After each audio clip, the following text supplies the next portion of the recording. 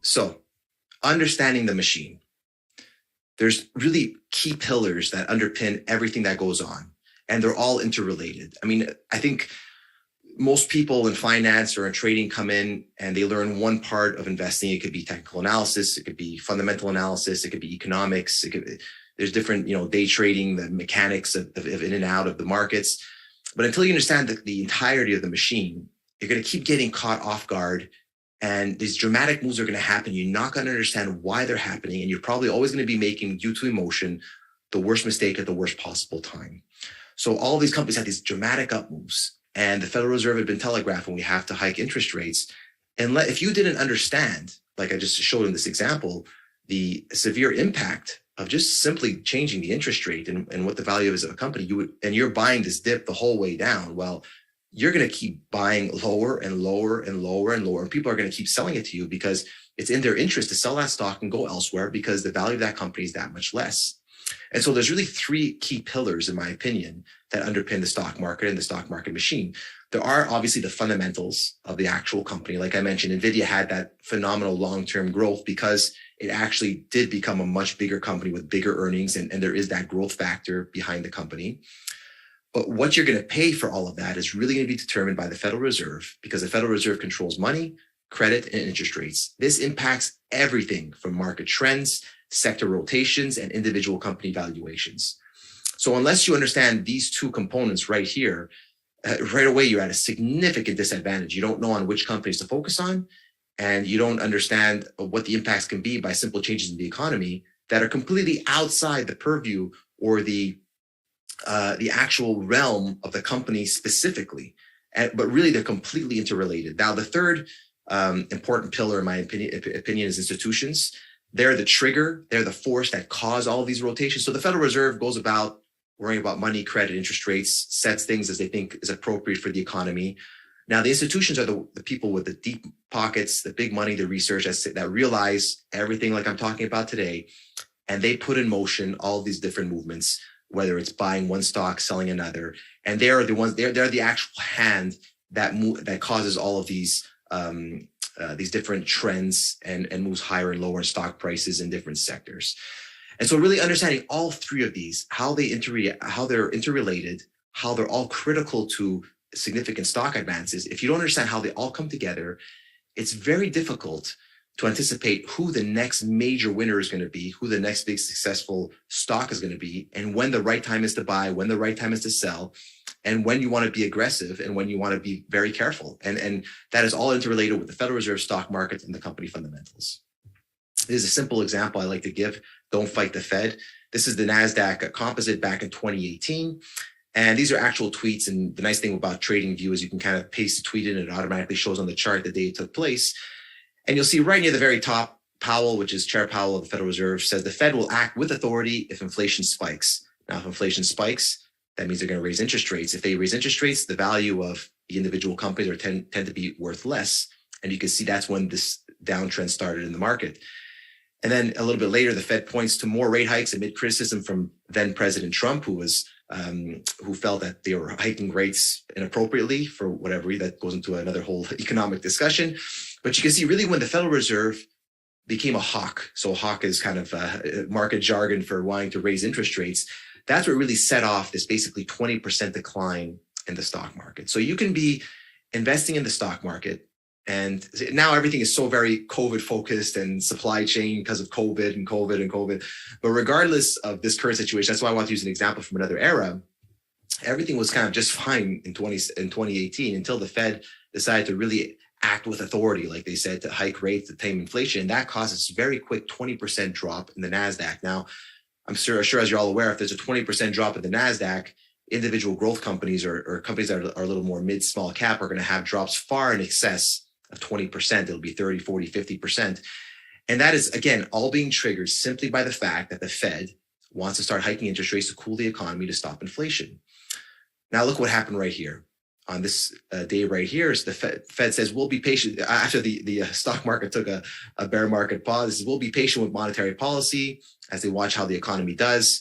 And Powell says we won't hesitate to tweak the balance sheet reductions if it's causing a problem. That's all Fed speak for we're going to not raise interest rates, or we're going to start to lower interest rates to help the economy. I think they realized that they were being a little bit too aggressive at this point in time, causing this bear market. And as soon as they turned around and said, we're not going to be as aggressive, we're going to be a little more calm in terms of raising interest rates, that turned this bear market back into this very nice bull market.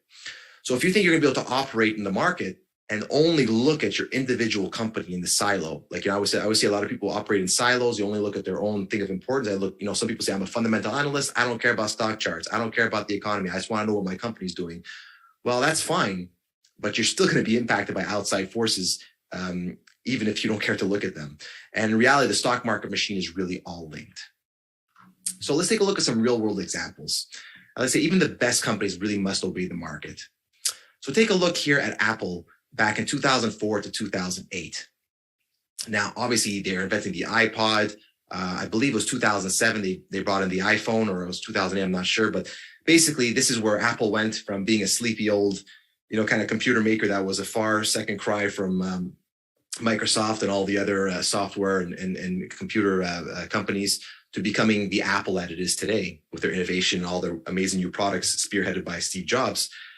And you'll notice, despite there being this fantastic advance, now this is obviously split adjusted. Apple wasn't 40 cents or so at the time. It was obviously much higher, but the stock's been split so many times. But you went from basically pennies to $8. So it's a huge, huge percentage advance. But along the way, every single bull and bear cycle that the stock went through was basically driven by interest rates. You could see in the middle of 2004, as rates started to decline, you had this huge advance in Apple. Then as rates started to rally, you had this decline and back and forth. And again, look at this great uptrend. And that's kind of the irony as well. I think so many investors will catch a trend like this and congratulate themselves for being so smart to have found this great company and had this great timing. And they don't realize that sometimes they just benefited from the fact that interest rates were coming down that entire time. So in reality, part of it is not just timing the stock, it's timing the interest rates. And you'll see it's just really quite incredible how the entire advance, every single, going right into this is the financial crisis, you'll see as rates really started to pick up very strongly. And eventually, ultimately, Apple fell by more than half in value, was completely dominated by the high yield rate that was being charged for basically growth companies, and how that impacted the valuations of the company itself. Let's take a look at Booking.com. Back then, this was Priceline.com. So now just to advance a little bit forward in time, this is 2008 to 2012. Sorry, let me go back here. And you'll see, so this is the actual financial crisis period here, the 2008 drop. And this drop took place, obviously, as we had this big spike in interest rates like we just covered. But as the Fed stepped in late 2008 or early 2009 to ease interest rates, help the economy, put an end to the financial crisis, you can see there was a big drop off in interest rates. Like I showed in that Excel sheet, I said, if we would just go from that high rate of 23% or 20% plus back down to a lower rate, that would cause these massive advances in these stock prices. And that's exactly what happened. As we had that drop in interest rates, you can see Priceline, back then was Priceline, now Booking.com went from about $50 a share to ultimately $700 a share in only a couple of years, 3 years. And every single leg up and down along the way was driven by interest rates. So yes, obviously, Booking.com had a great fundamental growth story, but the interest rates were the true driver of each of those individual trends. So you have to have a very good understanding as well of what's the Federal Reserve doing. And similar to when COVID happened and the Fed said, we're going to lower interest rates, we're going to support the economy, and that great big bull market started. Well, those same conditions occurred in 2008, 2009. And that's what really led to these huge advances. So, it's easy looking back with, in retrospect saying, if you would have just bought this great, trend line here back above the 200, there was this huge advance. It's always easy in hindsight. In real time, when your stock is dropping from 130 down to 40 or 50, and you don't know what is going on, you don't know when to enter back into the market, you don't even understand why your stock is dropping, because you say, hey, this is still a great company. Well, if you don't understand these basic mechanics, of the machine that they're causing your drop, well, how will you have the knowledge to know when to pivot and when the machine is going back in gear the other way and about to present these incredible life-changing opportunities? And really, it's a matter of understanding the Federal Reserve and interest rates. Let's take a look at Shopify. So Shopify, since its IPO here, really since its very debut, has been completely dominated by interest rates. This is 2015. You can see we had strong rates in late 2015, which right after its IPO causes pressure on Shopify. And as those rates went from, again, just about 9%, not far from where we are today, down to simply a little under 6%, that helped to launch this initial major advance in Shopify. And you can see here, as rates went up, it didn't cause a real crash in Shopify, but it really put kind of a lid on the advance in the stock price. This was such a company experiencing such strong fundamental growth that it actually didn't even really decline during this interest rate advance. It just was kind of held back from advancing further. But you can see the moment that rates peaked and started to decline, that launched its next major up leg in 2019, where this went from, obviously this is now split adjusted, but you went from about $12 a share up to $55 a share very quickly prior to COVID. And that was almost completely interest rate driven along with the company fundamentals. Once we had COVID crash, we had this really long period of falling interest rates, which provided this great big bull market. And again, anyone who didn't understand the machine and all these important drivers and just sat there saying, well, Shopify is still this great company. I think that all the estimates are fair. Well, they would never have been able to anticipate this completely huge drop from 160 or so down to $35, and basically how that was going to be driven by this spike in interest rates that were coming. And there was actually quite a bit of time, if you understood these dynamics, you could see rates actually started to rise for several months where the stock kind of went sideways. And it was only when I think market participants became a little more certain that we're going to live in a higher interest rate environment, that's when the significant part of the drop took place. So by having this kind of knowledge, you can really defend yourself against these major declines and really know when to step in and be very aggressive to really catch these significant advances, these life-changing returns. So how do markets bottom? Right now, we've been talking a lot about individual stocks, but like I mentioned, everything is absolutely interconnected. It's one big machine. And you can see yields in the S&P 500 are also incredibly related. So you can see here all of the significant market bottoms going back to basically .com. Every bear market bottom happened when rates finally topped and decided to come back lower. Now, historically, you had periods of time where you had much higher rates here, like in 2009 and also in early 2000s. Right now, at about 8.5%, we're actually kind of hitting the upper barrier of where it's been since the financial crisis. And we actually came from a much lower level than in the past. So this has been a significant amount of actual tightening that's come into this market. And it's a significant increase in interest rates based on where it began. And so that's why you've had this major impact on the market. But specifically, the impact has been so huge on these growth stocks. That's why you've had these 70, 80, 90% declines. Even though the market is down about 20% or so on the S&P, if you look at the growth companies, they've been obliterated, a large majority of them. And that's because of the huge, you can look at it in terms of perspective, starting at such a low number, how much of a large advance, the big change this has been in terms of interest rates, probably just about the biggest since the 2008 financial crisis, where it obviously went higher, but also started at a higher level. And so for growth companies where the majority of their earnings were far into the future, like I mentioned, or some companies that are cash flow negative and just financing, staying alive in this environment because you have to borrow money just to pay for all of the cash burn because your earnings negative, it makes it extremely difficult to operate the company. And so that it impacts mostly these growth companies, but it'll also impact the market in general. And that's where these really big bull and bear market cycles come from. But how do these markets bottom? So it's interesting. Sometimes it'll bottom right in line with interest rates, but sometimes there's so much pessimism and it creates these interesting opportunities where you can see back in 2003, the markets actually did bottom here in late 2002 with the peak in interest rates, but rates really started to fall off a cliff at that point, and it fell significantly, but yet there was so much pessimism and still concern about the economy that the market actually fell and had another leg lower, almost taking out the prior low, despite this big drop in interest rates. And that was kind of like a little market anomaly. And once that, I think that worry passed and the last of these sellers who were completely washed out from .com were finished, and you embarked on this real breathtaking advance for the markets. And so there really was a point in time here. There's actually had this very interesting divergence where someone who was watching and was a parent, aware of what was happening, had a significant opportunity. You'll see 2008, 2009, There's a financial crisis. Again, very similar situation. The Fed was already trying to take action to lower interest rates. That was already starting to come through in the high yield market. Yet we had lower lows in 2009 instead of 2008. So you have this very interesting divergence. But we call most of these growth stocks leaders because they lead. And the reason they lead is because they're so tied to interest rates. Interest rates will typically lead the market in general. So you can see here, this little blue line is that same S&P 500 line in 2009 that we showed on the prior chart. Yet this is the Amazon stock price. And as a very strong growth company, again, very impacted by interest rates.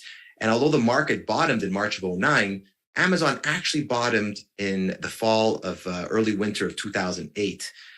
And really embarked on this advance. So all of that, those concepts we learned, like relative strength and higher lows and changes of trend, that's really driven in the end by the interest rate changes.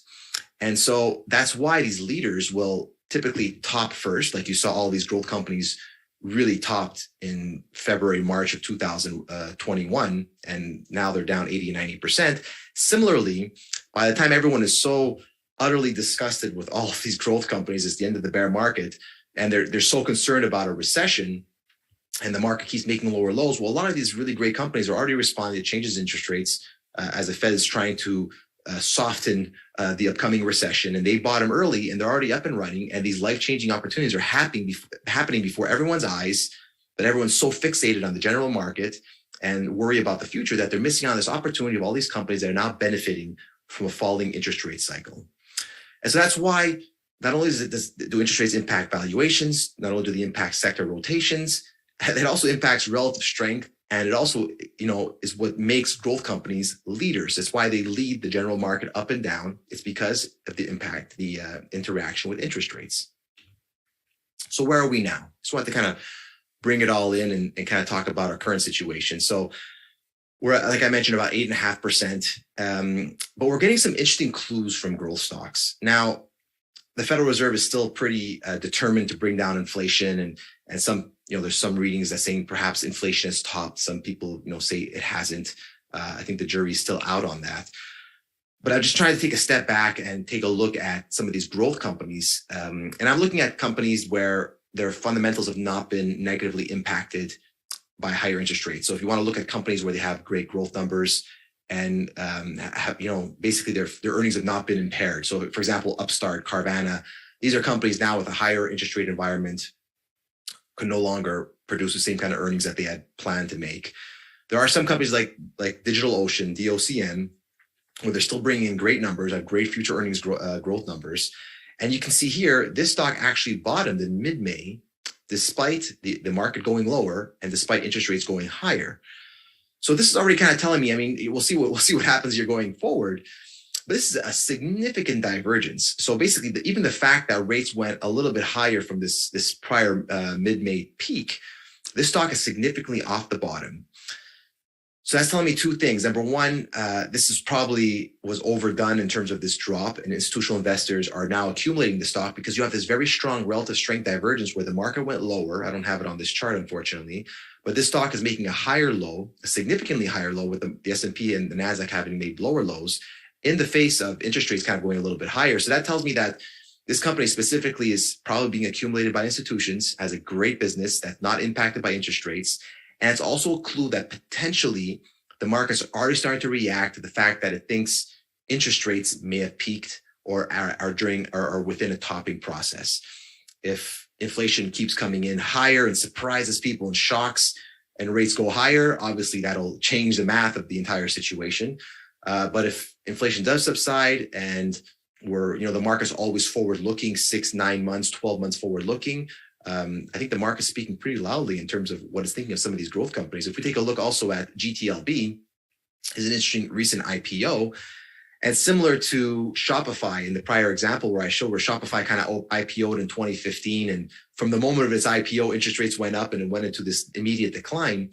GTLB is kind of a similar situation. It's kind of IPO'd, and from the moment it IPO'd, rates went up, and that kind of just completely crushed its valuation. This went from almost $140 a share down to $30 and change per share here.